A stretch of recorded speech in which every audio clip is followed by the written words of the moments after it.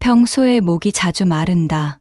비만 오면 몸 여기저기서 불쾌한 증상이 나타난다. 이유 없이 땀을 많이 흘린다. 유독 하체가 뚱뚱하다. 이런 증상은 세포가 건조해 노화가 진행됐다는 증거다. 몸속까지 건조해지면서 생기는 노화 현상이다. 세포를 촉촉하게 만들면 젊고 건강하게 살 수 있다. 노화는 결코 겉모습에만 나타나지 않는다. 오늘 소개드릴 책은 노화는 세포 건조가 원인이다. 저자는 이시하라 유미, 출판 전나무숲입니다. 이 책은 세포의 건조를 부추기는 생활습관을 바로잡고 세포의 수분 흡수력을 되찾아 노화를 늦추고 질병을 치유할 수 있는 다양한 방법들을 제시하고 있습니다.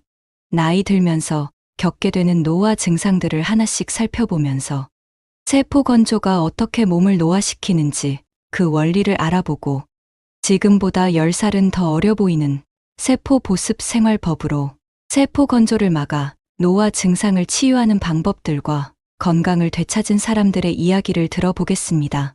이 사례들을 듣다 보면 작은 실천들이 모여 건강이라는 큰 보상으로 돌아온다는 것을 새삼 깨닫게 되면서 이제라도 세포 보습을 시작하자는 다짐을 하게 됩니다. 여러분께서도 하나씩 실천해 가신다면 어느새 건강해진 자신을 발견하게 될 것입니다.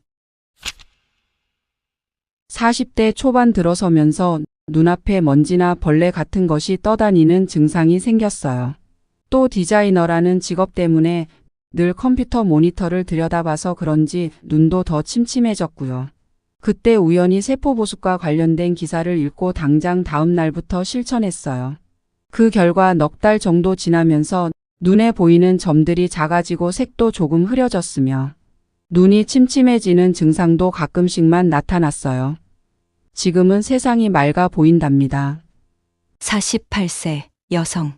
저는 학생 때부터 럭비를 즐겼어요. 그런데 사회생활을 시작하면서 체중이 늘더니 20대 후반이 되면서 늘 피곤하고 매사에 의욕이 없는 상태가 계속되더라고요. 흰머리도 눈에 띄게 늘었고요. 견디다 못해 건강검진을 받았더니 지방간이라는 거예요. 그런데 아무래도 이상했어요. 맥주 한 모금에도 얼굴이 시뻘개져서 술을 거의 마시지 않는데 어떻게 지방간이 될 수 있는지 이해가 되지 않았죠. 그 무렵 알게 된 것이 세포 건조와 건강의 관계예요. 전 바로 세포 보습을 시작했어요. 그런지 일주일쯤 되자 몸의 움직임이 민첩해지고 소변량도 크게 늘어 2주 만에 몸무게가 2kg 줄더니 석 달 동안에 5kg이 빠지더라고요. 걱정했던 간 기능 수치도 2달 만에 정상으로 돌아왔답니다. 35세 남성. 이 외에도 세포 보습 생활법으로 건강을 되찾은 사람들의 사례는 많습니다. 피부가 건조해지고 주름이 생기는 노화 현상은 나이가 들면서 생기는 자연스러운 일이라고 받아들이기 쉽다. 하지만 그 원인에 대해 정확히 아는 사람은 많지 않다. 우리가 아는 노화 현상은 체내 수분이 줄어들면서 세포가 건조해지면서 생기는 현상이다. 이때 피부가 건조해지고 주름이 많이 생기는 것을 체감할 수 있는데 이러한 변화가 단순히 눈에 보이는 피부에만 일어나는 것이 아니라 체내 장기도 노화하고 있다는 것을 증명하는 셈이다. 고대 그리스의 철학자 아리스토텔레스도 말했듯이 노화란 우리 몸이 차츰 건조해지는 현상이다. 주변을 둘러보면 이 말을 더욱 실감할 수 있다.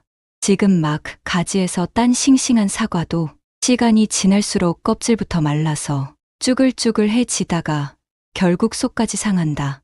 나뭇가지에서 따온 탄력 있던 나무잎도 수분이 마르면 바싹거리며 부서지는 것도 노화는 건조로 이동하는 것이라는 말을 증명한다. 인간이라고 다를 바가 없다. 30대 중반부터 시작된다는 노화. 가을의 낭만처럼 중년의 숙성된 마음은 좋아하지만 신체적으로 일어나는 변화는 아쉽기만 하다. 여름 내 싱싱했던 잎사귀가 바싹하게 말라 색이 바래는 것처럼 인생의 중반에 들어서면 촉촉하고 윤기나던 피부는 메마르고 거칠어진다. 눈도 뻑뻑해지고 식음료 포장지에 표기된 영양성분이나 가전제품 매뉴얼의 작은 글씨가 읽기 힘들어진다. 이게 다 몸속, 명확히 말하면 세포가 건조해졌다는 증거다. 그뿐만이 아니다. 비만 오면 허리나 무릎이 아파온다. 또 유독 배와 허리에 군살이 붙는다. 기억력도 떨어져서 말하려는 단어가 입 안에서만 맴돌 뿐 도무지 떠오르지 않을 때가 많다. 이처럼 우리가 나이 들면서 느끼는 몸 안팎의 불쾌 증상과 노화 현상은 세포가 건조하기 때문이다. 겉으로 드러난 피부뿐 아니라 내장과 관절뼈, 심지어 뇌에 이르기까지 각 부위의 세포가 건조해서 나타나는 것이다. 마치 싱싱한 과일이 껍질부터 말라 쭈그레지다가 속까지 상하는 것처럼 말이다. 노화는 계절과 같이 막을 수 있는 것이 아니지만 건조해지는 몸은 관리할 수는 있다. 인간의 몸무게 70%가 수분이다. 실제로 유아기의 몸무게 70%나 차지하던 수분은 나이가 들수록 점점 감소하여 청년기에는 60%, 노년기에는 55% 지나지 않는다고 한다. 이것만 보더라도 몸이 더 건조해지지 않도록 하는 것이 노화를 늦추는 가장 효과적인 방법이라는 것을 알 수 있다. 이런 노화나 건조 현상은 20대를 넘으면 누구나 겪는다. 흔히 생각하듯 중년기나 노년기에만 해당하는 문제가 아닌 것이다. 생활 환경도 현대인의 몸을 건조하게 만드는데 한몫한다. 지나친 냉난방 탓에 1년 내내 건조하게 지내다 보니 가습기 없이는 겨울 나기가 힘들 정도이다. 목욕 방식도 달라져서 욕조에 물을 받아 느긋하게 몸을 담그기보다는 후다닥 샤워로 끝낼 때가 많다. 그러다 보니 몸을 충분히 덮이지 못해 냉증이 쉽게 생긴다. 몸이 차면 세포의 건조 상태가 더 악화된다. 이 같은 문제는 식생활에서도 찾을 수 있다. 아침 식사로 많이 먹는 빵과 우유, 평소에 즐겨 먹는 열대 과일, 습관처럼 마시는 녹차는 모두 우리 몸을 차게 만든다. 이렇듯 자신도 모르게 몸을 차게 만들어서 세포의 건조를 부추기며 사는 모습을 보면 안타까울 뿐이다. 이런 생활 습관을 고쳐 몸이 건조해지는 것을 막으면 내장 기능이 활발해지고 피부도 촉촉해지며 노화도 느리게 진행된다. 주변을 보더라도 나이보다 젊어 보이는 사람들은 한결같이 활발하게 몸을 움직이기 때문에 몸에 늘 온기가 돌고 피부에 더 윤기가 있다. 내장이나 뼈, 혈관의 세포가 건조해지면 겉모습에만 영향을 미치는 것이 아니라 다양한 질병에 걸리기도 한다. 한국영양학회지에 발표된 연구에 따르면 경미한 탈수 상태가 지속되면 콩팥 결석, 비만, 당뇨병 등 각종 질병 위험이 높아지는 것으로 나타났다. 이처럼 몸에 수분이 부족하면 다양한 문제를 일으키기 쉬우므로 노화 예방뿐 아니라 질병 예방을 위해서도 항상 충분한 수분 상태를 유지하는 것이 중요하다. 생활습관병이라 하는 고혈압, 당뇨병, 고지혈증 등은 혈관의 내피세포나 췌장의 베타세포 같은 우리 몸의 세포가 비정상적으로 건조해진 결과 그 기능이 떨어져서 나타나는 질환들이다. 또한 치매라 불리는 인지증은 뇌세포가 건조해져 쪼그라들면서 나타나는 질병이다.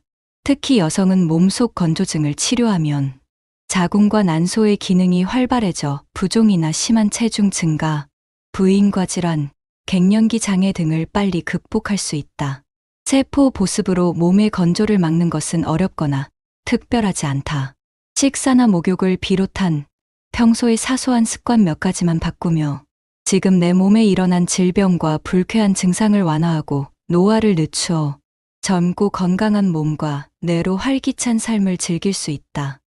당신이 겪고 있을 몸의 건조 증상들. 누구나 나이가 되면 몸이 건조해지는 것을 느낀다. 피부가 당기고 거칠어져서 자꾸 신경이 쓰이고 손가락 끝도 말라 책장을 넘길 때면 나도 모르게 침을 묻히게 된다. 그런데 건조 증상이 피부와 같은 몸의 곁에만 나타나는 것이 아니다. 음식이 목으로 잘 넘어가지 않아서 사례가 들 때도 많다.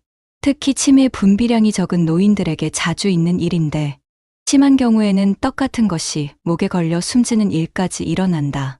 몸이 건조해서 나타나는 노화 증상은 이 밖에도 여러 가지가 있다. 몇 가지 예를 들면 다음과 같다. 요즘 들어 뭘 좀 먹기만 하면 소화가 잘 되지 않아 속이 더부룩하고 술 마신 다음 날에는 어김없이 숙취로 고생한다. 눈에 띄게 뱃살이 찌기 시작했다. 머리카락이 힘이 없고 푸석푸석하다. 탈모로 머리숱이 부쩍 줄었다. 날씬하던 종아리가 푸석푸석해지고 굵어졌다. 그뿐만이 아니라 몸이 건조하면 뇌 조직도 엉성해진다. 냉장고를 열고는 뭘 꺼내려고 했는지 생각이 나지 않아 한참을 들여다볼 때가 있다. 며칠 전에도 만난 사람인데 도대체 이름이 떠오르지 않아 난감할 때가 한두 번이 아니다. 이때다 싶어 일전에 들은 유행어를 한번 써보려고 했더니만 입 안에서 맴을 돌다 결국 그거 말이야, 그거라고 얼버무릴 때도 있다. 이처럼 깜빡깜빡 잊어버리는 일은 누구나 경험하는 흔한 일이지만 몇 번 겪다 보면 덜컥 겁이 나기도 한다. 이 같은 노화 현상의 원인은 다름 아닌 세포의 건조에 있다. 생선을 말리면 수분이 날아가 껍질이 쭈글쭈글해지는데 이것은 우리 피부에 주름이 늘어난 상태에 해당한다. 나무가 시들면 속이 비는 것은 골다공증이 생기는 원리와 같다. 줄기를 자른 꽃은 시간이 지나면 생기를 잃어 바싹 말라 더는 물기를 빨아들이지 못하는데 이것은 지나치게 세포가 메말라 우리 몸이 수분을 흡수할 수 없게 되는 것과 마찬가지다. 우리 몸속에서 일어나는 이 같은 건조 현상을 그대로 두었다가는 언제 내 몸이 건어물이나 드라이 플라워처럼 될지 모르는 일이다. 혹 여러분도 다음과 같은 몸의 전조 증상에 시달리고 있지는 않는지 체크해 보길 바란다. 평소에도 목이 자주 마른다. 비만 오면 몸 여기저기에 불쾌한 증상이 나타난다. 이유 없이 땀을 많이 흘린다. 술을 마시지 않아도 감마 수치가 높다. 하체가 유독 뚱뚱하다 등의 증상들은 세포가 건조해 노화가 진행됐다는 증거다. 뇌의 노화 역시 뇌세포의 건조는 위축이 원인이다. 뇌가 노화되지 않게 하려면 뇌세포의 건조를 막는 운동을 하는 것이 좋다. 특히 하체 근육을 자주 사용하면 내려가는 수분의 공급이 활발해지므로 인지증을 막는데 도움이 된다. 허리나 무릎의 통증, 다리의 부종, 정력감퇴 같은 하체와 관련된 이상이 나타날 때는 특히 조심해야 한다. 신기능에 저하는 세포의 건조와 노화로 이어진다. 메마른 세포의 수분을 제대로 흡수하게 하려면 수분과 염분이 균형을 이룬 물을 마셔야 한다. 가정에서 쉽게 만들 수 있는 매실, 간장 같은 항노화 효과가 있는 음료를 이용하면 좋다. 병원을 찾는 환자들 중에는 평소에도 자주 목이 마르다며 심한 갈증을 호소하는 이들이 많다. 그런데 이런 환자들에게는 몇 가지 공통점이 있다. 녹차나 찬 음료를 즐겨 마신다는 점과 아랫배가 나오고 다리가 굵다는 점이다. 아무리 물을 마셔도 갈증이 가시지 않고 결국 하체 비만에 이르는 증상은 동양의학에서 말하는 수도근에 해당한다. 몸 밖으로 나가야 할 수분이 몸속에 그대로 남아 주머니 모양의 기관이나 움푹 들어간 부위, 세포간질에 고여해를 끼치는 것이다. 말하자면 몸속에 더러운 물이 고인 웅덩이가 여럿 있다는 셈이다. 이런 상태에서는 아무리 물을 마셔도 그 웅덩이로 빼앗기기 때문에 충분한 양의 수분이 세포로 전달되지 못한다. 필요한 수분을 공급받지 못해 건조해진 세포는 마침내 세포의 위기를 느끼게 되어 우리 몸에 물을 달라는 신호를 보낸다. 이것이 심한 갈증으로 나타난다. 갈증은 세포가 건조하다는 신호인 것이다. 온몸의 세포가 바짝 말라 있으며 노화가 심해진다. 평소에 자주 목이 말라 물을 많이 마시는 사람은 건조와 노화의 악순환에서 빨리 벗어나도록 애써야 한다. 과도한 물 섭취는 수독을 일으킨다. 수분 섭취에 대한 그릇된 상식 때문에 다음과 같은 습관을 가진 사람이 많다. 몸을 촉촉하고 생기 있게 하려고 매일 생수를 2리터 정도 마신다. 피가 탁해지지 않도록 잠자리에 들기 전에 반드시 물을 한 잔 마신다. 상쾌하게 잠을 깨기 위해 아침에 일어나자마자 찬물을 한 잔 마신다. 물이나 녹차를 병에 담아 가지고 다니면서 마신다. 이런 방법으로 수분을 섭취하면 오히려 노화를 재촉하게 된다. 몸의 건조가 노화에 적인 것은 분명하지만 그저 물만 마셔 된다고 해서 그 물이 세포까지 도달하는 것은 아니다. 바로 이 점을 오해하는 사람이 많다. 물기를 머금은 촉촉한 몸을 만들려고 아무리 물을 많이 마셔도 그 물이 직접 세포 속으로 들어가는 것은 아니다. 오히려 세포외액만 늘어나 수독증이 생길 수 있다. 그러면 세포가 메마르거나 하체 비만이 되며 노화 증상이 심해진다. 나이가 들어 몸속에 절대적인 수분량이 줄었더라도 세포의 수분이 충분하면 젊고 아름다운 몸을 유지할 수 있다. 쉽게 말해 세포 내액이 많은 몸은 젊고 활기차지만 세포외액이 많은 몸은 세포가 건조해져 쉽게 노화된다. 그런데 몸속의 수분은 어떻게 세포 내액과 세포외액으로 나누어지는 것일까? 그 이유 역시 우리 몸 속에서 이루어지는 수분 조절의 원리를 이해해야 알 수 있다. 위나 장의 수분이 혈액으로 흡수될 때나 혈액의 수분이 세포로 흡수될 때 모두 열에너지가 필요하다. 만약 열에너지가 부족하면 다음과 같은 현상이 일어난다. 찬 수분을 섭취하면 위나 소장의 세포가 지나치게 차가워진다. 이 때문에 수분이 혈액으로 제대로 흡수되지 못해 그대로 위나 소장에 고이거나 설사의 형태로 몸 밖으로 배출된다. 이처럼 수분 조절, 즉 몸속의 물 관리를 실패하면 불필요한 부위의 수분이 늘어나서 정작 중요한 세포는 심각한 물 부족 사태를 겪어야 한다. 물을 많이 마셔도 몸이 건조해지는 이유는 바로 이런 메커니즘 때문이다. 그러니 물기를 머금은 촉촉한 몸을 만들려면 수분 섭취량을 늘릴 것이 아니라 섭취한 수분이 세포 속으로 충분히 흡수되도록 해야 한다. 몸을 조금만 움직여도 땀이 나는 사람들이 있다. 이런 사람들은 평소에 땀을 많이 흘리기 때문에 몸에 수분이 쌓이지 않을 것이라 생각하겠지만 사실은 그렇지가 않다. 특별한 이유 없이 땀이 많이 나는 것은 몸을 건강하고 탄력 있게 유지하는 체내 균형이 무너졌다는 증거이자 노화를 알리는 위험 신호다. 이 같은 수분의 출입은 대개 일정한 균형을 이루기 때문에 여분의 수분은 땀으로 나가게 된다. 따라서 평소에 땀을 너무 많이 흘린다는 것은 그만큼 몸속에 불필요한 수분이 쌓여 있다는 증거다. 그런 사람이 물을 많이 마셨거나 소변으로 수분을 충분히 배설하지 못했을 때는 몸을 좀 움직이거나 식사만 해도 땀을 뻘뻘 흘리게 된다. 땀을 적당히 흘리면 세포가 촉촉해지고 피부도 매끈해지는 이점이 있다. 그러나 수독으로 인해서 흘리는 다량의 땀은 식은땀으로 운동이나 목욕할 때 나오는 정상적인 땀과 다르다. 흔히 말하는 나이가 들수록 땀이 잘 난다고 할 때의 땀이 바로 이 식은땀에 해당한다. 평소에 이유 없이 땀이 많이 난다면 지금 내 몸의 세포가 심하게 메말라 있다는 뜻이므로 세포가 수분을 충분히 흡수할 수 있도록 식습관과 생활습관을 개선해야 한다. 비 오는 날에는 몸 상태가 좋지 않다.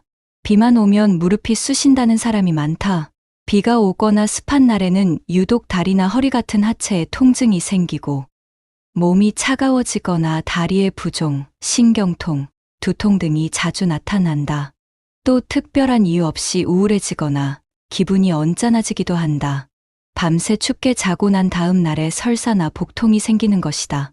지나친 냉방 때문에 몸이 나른해지고 머리나 허리가 아픈 것도 비가 올 때 자주 나타나는 증상들과 비슷하다. 그 원리는 이렇다. 비를 맞으면 몸이 차가워진다. 비가 오면 무릎이 아프거나 신경통이 심해진다. 냉방이 강한 곳에 있으면 머리가 아프다. 이 같은 사실에서 알 수 있듯이 물과 냉증과 통증은 서로 깊은 관련이 있다. 물은 물체의 열을 식히는 작용을 한다. 자동차 엔진의 열도 냉각수로 식히고 아이들이 열이 날 때면 물수건으로 열을 떨어뜨린다. 모두 물의 냉각 작용을 이용한 처치법이다. 다른 예를 살펴보자. 따뜻한 물로 목욕을 하고 난 뒤라도 머리나 몸에 묻은 물을 잘 닦지 않고 그대로 있으면 금세 몸이 식으면서 몸 상태가 나빠진다. 또 무더운 여름 한낮에도 땀에 젖은 채로 에어컨 바람을 쐬면 갑자기 몸이 차가워지면서 불쾌한 증상이 나타난다. 이런 예로 알 수 있듯이 몸속에 있는 불필요한 수분은 냉각수와 같은 작용을 해서 우리 몸을 차게 만든다. 더욱이 몸이 비에 젖거나 습기에 노출되면 몸속에 고여있던 수분이 몸을 더욱더 차게 만든다. 그리고 불필요한 수분이 있는 부위에는 통증이 생기고 이러한 상태가 심해지면 불쾌 증상이나 질환으로 나타난다. 몸이 차가워지면 통증이 생길 때 욕조에 들어가 충분히 몸을 덮이면 통증이 덜해지고 땀을 흘리고 나면 몸이 한결 가벼워진 느낌이 든다. 특히 운동으로 땀을 흘리면 우울했던 기분까지 밝아지는 심리적인 효과도 얻을 수 있다.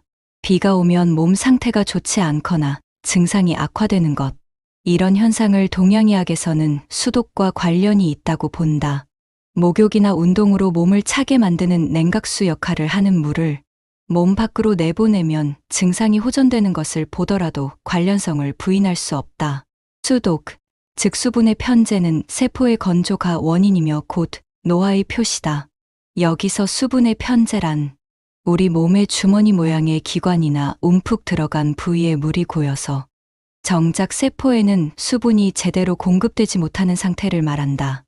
따라서 비 오는 날의 몸 상태로도 내 몸이 얼마나 노화했는지 알 수 있다. 우리 몸은 스스로를 치유하는 능력이 있다. 그래서 몸에 해가 되는 물질이 있거나 특정 물질이 과다하게 있으면 이를 제거하기 위해 몸에 불쾌한 증상을 일으키기도 한다. 몸 상태가 좋지 않을 때 머리가 아프거나 설사를 하는 것도 이런 이유에서다. 말하자면 그 같은 증상들은 몸속에 불필요한 수분 때문에 세포가 건조해져서 몸이 노화하고 있다는 것을 알려주는 위험 신호인 셈이다.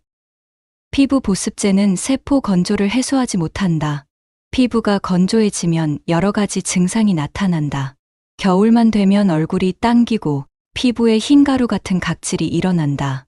발 뒤꿈치도 갈라지고 거칠어져서 걸핏하면 스타킹 올이 나간다. 심할 때는 밤마다 몸 여기저기가 가려워서 잠을 설치기도 한다. 이렇다 보니 많은 사람들이 목욕을 마치면 얼른 보습크림부터 챙겨 바르고 틈만 나면 얼굴에 생수나 화장수를 뿌린다. 피부 건조가 심해 주름이나 잡티가 생길까봐 음식으로 섭취할 수 있는 콜라겐을 약 먹듯이 복용하는 사람도 있다. 더군다나 화장품 회사들도 보습 기능을 앞세운 다양한 종류의 화장품을 앞다퉈 내놓고 있다. 이처럼 현대인들은 피부가 건조해지는 것을 막으려고 많은 노력을 기울인다. 그런데 피부 보습에는 온갖 정성을 들이면서도 혹시라도 화장이 지워질까봐 땀 흘리는 것을 꺼려하거나 땀 냄새가 신경 쓰여 땀 분비를 억제하는 약재를 사용하기도 한다. 이러한 모순 때문에 피부 노화가 더 심해진다. 피부 세포의 수분 보유력을 높여라. 노인이라도 건강한 사람은 남녀를 불문하고 피부가 매끄럽고 윤기 있다. 반대로 20대 여성 가운데도 피부가 거칠고 메마른 이들이 많다. 그래서인지 보습에 좋다는 로션이며 크림 등을 2중 3중 겹쳐 바르고 보기에도 부담스러운 두터운 화장으로 맨 얼굴을 감추는 사람들이 있다. 촉촉한 피부를 위해 나름 애를 썼는데도 그마저 효과가 없다면 어떻게 해야 할까? 느긋하게 욕조물에 몸을 담그거나 사우나에서 기분 좋게 땀을 흘리고 났을 때 모습을 한번 떠올려 보자. 분명히 몸 밖으로 수분이 많이 빠져나갔는데도 웬일인지 피부는 촉촉하고 매끈하다. 부석부석하던 얼굴은 붓기가 빠져 탄력이 생겨 턱선이 더 날렵해진다. 이처럼 목욕 등으로 몸이 따뜻해지면 우리 몸에서 수분 조절을 주관하는 신장이 더 튼튼해진다. 그 결과 신장의 기능이 활성화되어 몸속에 불필요한 수분이 신속하게 배출된다. 게다가 몸이 따뜻해지면 피부 세포의 대사도 활발해지기 때문에 물기가 부족해 메마르고 생기 없던 피부 세포가 신선한 수분을 한꺼번에 빨아들여 촉촉함을 되찾게 된다. 땀을 흠뻑 흘리면 땀이 천연 보습 인자로 작용하여 피부 표면을 촉촉하고 윤기 있고 탄력 있게 만들어진다. 이처럼 피부는 스스로를 윤택하게 하는 능력이 있다. 이와 같은 피부 본연의 힘이 발휘되도록 한다면 인위적인 보습에 의존하지 않더라도 젊은 피부를 유지할 수 있다.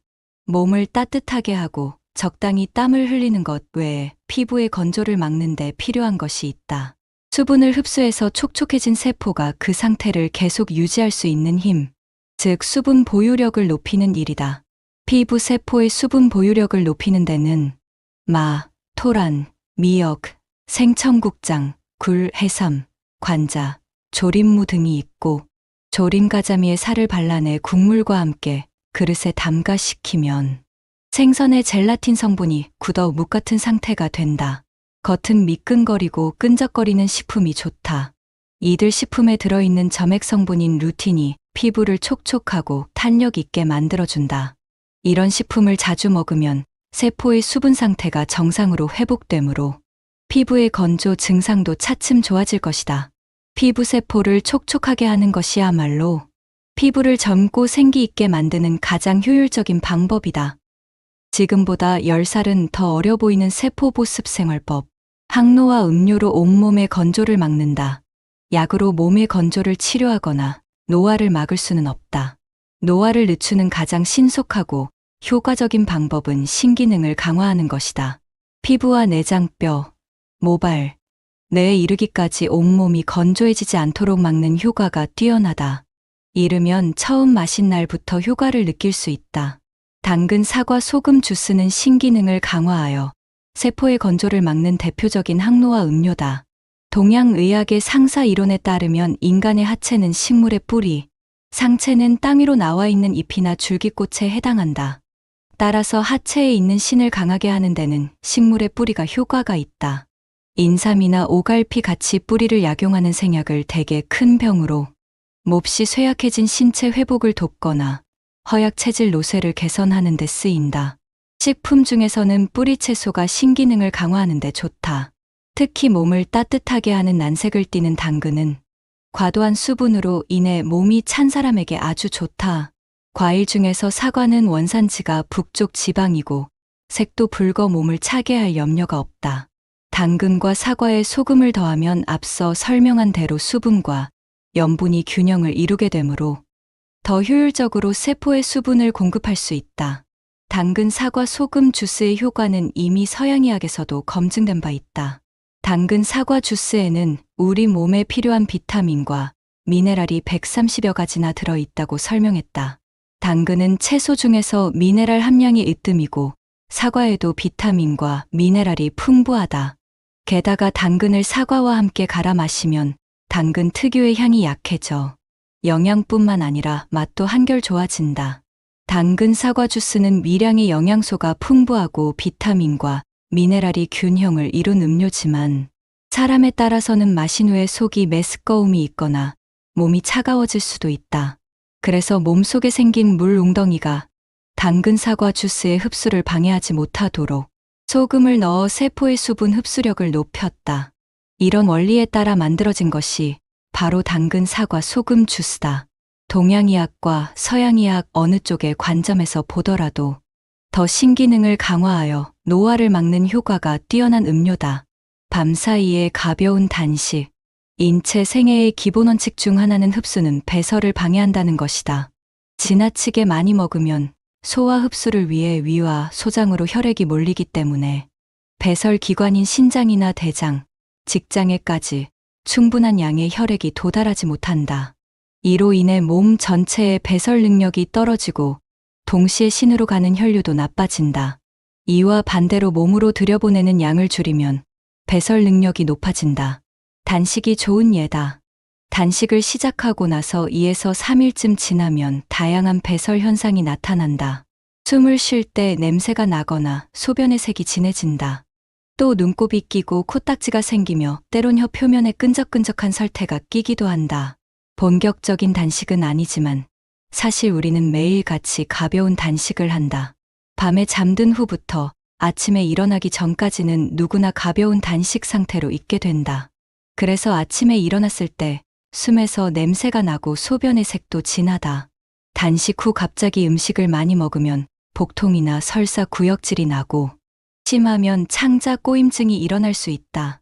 한동안 활동이 뜸했던 위장에 갑자기 너무 큰 부담을 주었기 때문이다. 따라서 단식 후에는 묽은 미음으로 식사를 시작하는 것이 보통이다. 다음 날은 미음을 좀 되직하게 해서 먹고 그 다음 날은 죽을 먹는다. 이렇게 하면 위장이 서서히 기능을 회복하여 음식을 제대로 소화 흡수할 수 있다. 아침 식사도 이와 마찬가지다. 전날 저녁 식사 이후 10시간 넘게 공복 상태가 지속되었다. 하지만 아침이라고 꼭 식욕이 나는 것은 아니다. 식욕이 없는 것은 우리 몸이 먹을 것이 필요하지 않다는 뜻이다. 몸이 그런 신호를 보내는데도 이를 무시하고 아침은 꼭 챙겨 먹어야 한다며 무리해서 먹으면 건강에 도움이 되기는커녕 오히려 해가 될 수도 있다. 욕조 목욕으로 하체의 혈액순환을 좋게 한다. 일상의 사소한 노력이 건강에 큰 영향을 미칠 수 있다. 앞에서 설명한 건강식을 꾸준히 실천하면 몸속에 불필요한 수분이 배출되어 건조했던 몸이 촉촉해지고 노화 속도도 늦춰질 것이다. 또 한 가지 효과적인 방법은 욕조 목욕으로 하체를 덮이는 것이다. 하체가 따뜻해지면 신기능이 활발해지기 때문이다. 지금부터는 목욕의 효과와 이를 이용해서 몸을 덮이고 배뇨를 촉진하는 구체적인 방법을 소개한다. 일상에서 쉽고 간단하게 더구나 효율적으로 몸을 덮을 수 있는 방법이 바로 욕조 목욕이다. 그런데 요즘은 욕조에 물을 받아 몸을 담그는 대신 간단히 샤워만 하는 사람들이 더 많다. 젊은 사람일수록 그런 경향이 더 강한 것 같다. 이 두 가지 목욕법의 차이는 노화 속도의 차이로 나타난다. 노화를 늦추는 데는 샤워보다 욕조에 몸을 담그는 목욕법이 훨씬 더 효과적이기 때문이다. 욕조 목욕이 건강에 미치는 긍정적인 효과를 살펴보자. 첫 번째, 온열 효과이다. 따뜻한 물 속에서 몸을 덮이면 혈관이 확장되어 혈액순환이 활발해진다. 또 신장이나 폐를 통한 노폐물의 배설도 촉진되므로 불필요한 수분을 몸 밖으로 쉽게 내보낼 수 있다. 게다가 교감신경의 작용이 억제되고 부교감 신경이 우세해지기 때문에 긴장이 풀려서 몸과 마음이 편안해진다. 부교감 신경이 활성화되면 정체되어 있던 혈뇨가 원활해져 몸도 따뜻해지고 이로 인해 배설 작용 더 활발해진다. 욕조 목욕의 온열 효과로 신기능이 활발해지고 혈액순환이 잘 되면 몸속에 불필요한 수분이 원활히 배출되므로 세포가 수분을 충분히 흡수할 수 있다. 이런 점에서 욕조 목욕은 노화를 막고 젊음을 지키는데 큰 도움이 된다. 두 번째, 부종 해소 효과이다. 따뜻한 물에 어깨까지 담글 때 우리 몸에는 무려 500kg에 이르는 부하가 가해진다. 배 둘레가 3에서 5cm나 줄어들 정도의 압력이다. 몸에 이런 압력이 가해짐으로 피하의 혈액이나 림프에게 흐름이 좋아진다. 그 결과 하체에 있는 신의 기능이 향상되어 소변량이 늘어난다. 세포를 건조하게 만드는 몸속의 물웅덩이에서 수분이 빠져나가 부기가 빠지고 냉증도 개선된다. 세 번째, 피부 보습 효과이다. 욕조 목욕으로 몸을 덮이면 땀구멍이 열리면서 피지샘에서 피지가 나온다. 이때 피부 표면의 오염 물질이나 세균도 함께 씻겨나간다. 또 땀샘에서 분비되는 땀과 피지가 섞여 피지막이 만들어지는데 이것이 피부를 촉촉하게 해준다. 이런 이유 때문에 피부 보습에는 겉에 바르는 보습크림보다 욕조 목욕이 더 효과적이라고 하는 것이다. 그런 의미에서 여러 종류의 목욕법을 소개한다. 첫 번째는 반신욕이다. 욕조의 낮은 의자나 세수대야를 뒤집어 놓고 앉아 15에서 20분 정도 명치 아래까지 물에 담근다. 이렇게 반신욕을 하면 겨울에도 땀이 많이 난다. 추우면 어깨에 수건을 두르거나 전신욕 후에 따로 반신욕을 해도 된다. 반신욕을 하면 신장을 포함해 하체로 가는 혈액의 양이 늘어난다. 그 결과 소변량이 늘어나 몸속에 불필요한 수분이 효율적으로 배출되고 하체의 붓기도 빨리 빠진다. 두 번째는 수욕과 족욕이다. 세수대야에 43도씨 정도의 따뜻한 물을 받아 10에서 15분간 손목 또는 발목까지 담근다. 중간에 물이 식으면 더운 물을 부어 온도를 유지한다. 손이나 발만 덮이는 이런 수욕이나 족욕으로도 온몸의 혈액순환이 잘 되어 몸이 따뜻해진다. 특히 수욕은 어깨 결림이나 팔꿈치 통증에 효과가 좋으며 제2의 심장이라고 하는 발바닥을 덮여서 자극하는 족욕을 하면 하체를 도는 혈액의 흐름이 활발해지고 노폐물도 쉽게 배설된다. 또 신으로 가는 혈액량이 증가하면서 소변 양도 늘어나기 때문에 부종이나 물렁살 비만에도 효과가 좋고 잠자기 전에 족욕을 하면 소변을 충분히 보게 되어 빈뇨 때문에 잠을 설치는 일이 줄어든다. 세 번째는 사우나이다. 사우나를 하면 온열 자극으로 땀 구멍이 열려 땀샘이나 피지샘에서 불필요한 수분이나 노폐물이 배출된다. 또 체온이 오르고 혈관이 확장되어 혈액순환이 잘 되기 때문에 노폐물과 소변의 배출이 활발해진다. 다만 심장질환이 있는 사람은 자제하는 것이 좋다. 네 번째는 생강욕이다. 생강 한 조각을 강판에 갈아 주머니 등에 넣어 욕조에 담근 채 목욕을 하면 몸을 덮이고 땀을 내는 효과가 커진다. 신경통, 불면증, 요통, 어깨 결림, 냉증, 감기 예방에도 효과가 있다. 5번째는 소금욕이다. 욕조물에 자연 소금을 조금 넣고 몸을 담그면 마치 온천욕을 할 때처럼 몸이 따뜻해지고 땀과 소변의 양도 늘어난다. 냉증이나 물렁살 비만에도 효과가 좋은데다 방법도 간단하므로 꾸준히 하면 좋다. 소금 1작은술 정도만 넣어도 충분하기 때문에 몸에 묻더라도 물로 씻어내면 되고 피부 표면도 상하지 않는다. 위의 실천 항목은 일상에서 조금만 신경 쓰면 지킬 수 있는 소소한 원칙들이다. 나이는 숫자에 불과하다. 노화는 마음먹기에 따라 달라진다. 식사와 목욕을 비롯한 평소의 사소한 습관 몇 가지만 바꾸면 몸의 질병과 불쾌한 증상을 완화하고 노화를 늦추어 젊고 건강한 몸으로 활기찬 삶을 살 수 있다. 오늘 준비한 내용은 여기까지입니다. 매일매일은 아니더라도 아침 주스와 반신욕은 꼭 몸에 적용해 보시고 몸에 잘 맞으시다면 꾸준히 실천해 남들보다 쉽게 늙지 않고 젊은 인생을 사시길 바랍니다. 도움이 되셨다면 소중한 분들께도 같이 공유해 주세요. 여러 여권상 책의 일부밖에는 전달해드리지 못하고 삶을 바꾸는 지혜의 주관적인 견해가 들어간 정보이니만큼 오롯이 저자의 뜻을 이해하시려면 책을 직접 읽어보시는 것을 권해드립니다. 금쪽 같은 시간, 긴 영상 시청해주셔서 감사합니다. 구독, 좋아요는 영상 제작에 큰 힘이 됩니다. 더욱 좋은 영상으로 찾아뵙겠습니다. 건강하고 행복한 인생을 응원하겠습니다.